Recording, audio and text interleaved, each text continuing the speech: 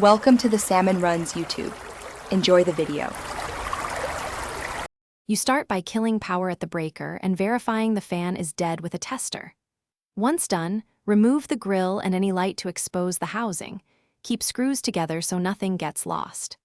Next, measure the existing duct diameter and map the shortest possible run to the exterior, through an outside wall or directly up to the roof, because you will vent only outside, not into the attic. You now make the exterior pathway. Decide wall versus roof exit based on shortest, straightest run. If wall, locate a stud bay and cut a hole. If roof, open shingles and install a proper roof jack.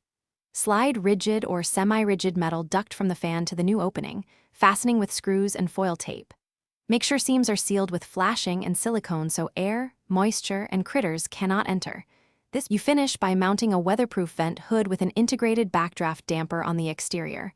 Fasten and fully seal its perimeter. Reconnect the duct to the fan using a clamped connection, restore power, and run the fan while you inspect the exterior flow.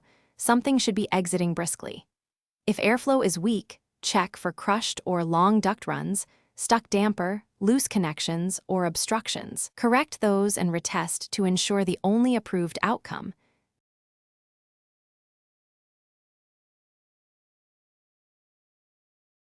Thanks for watching. Consider subscribing if we helped you.